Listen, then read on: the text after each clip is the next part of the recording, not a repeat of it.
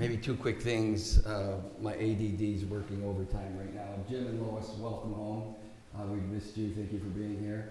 And Adam, I don't know if you're a member of our church, but you got to sign up to be a lector here at Holy Spirit. Okay, well, good. Because that's 2 weeks in a row that you just read. So, well, you read always beautifully, but someone made the comment that I had to encourage you to be a lector at Holy Spirit. It may have been God, but...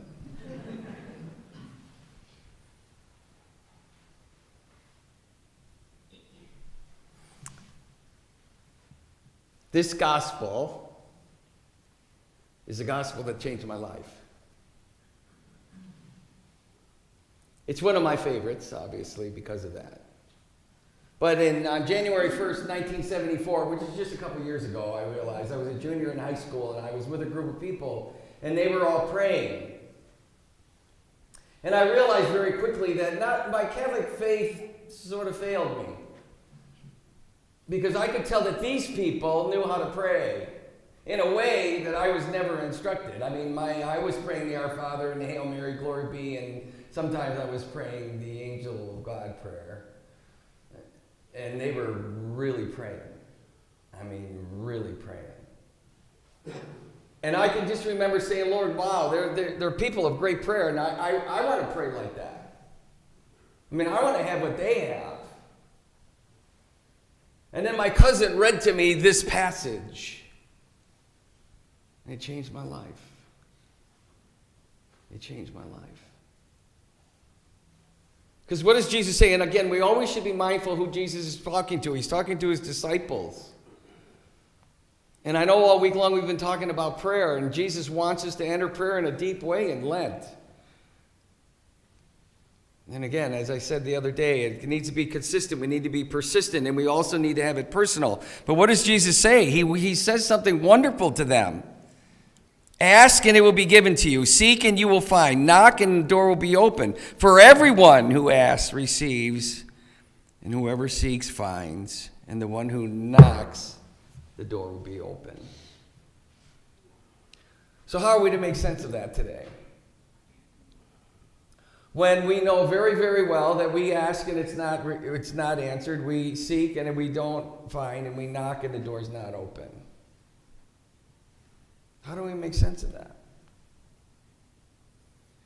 I think St. Augustine said it very well when he said that God doesn't always answer our prayer in the timeline of what we want, so that our faith can grow. So that we will be able to learn to trust God. You know, a rubber band is just a rubber band and it's sitting on a table. It's just a rubber band. But when it stretches out, now it's functioning as a rubber band. It's holding something together. That's our faith. Our faith needs to be stretched out so that it holds something together. So that that void is filled with faith and hope and trust. But when it's just laying there, it's just a rubber band. But when you stretch it, it's doing its purpose. And that needs to be us today. That our prayers will be answered. But we need to stretch. We need to stretch out. We need to know of God's patience with us. Because I firmly believe complacency is a sin. At least that's the motto I live by.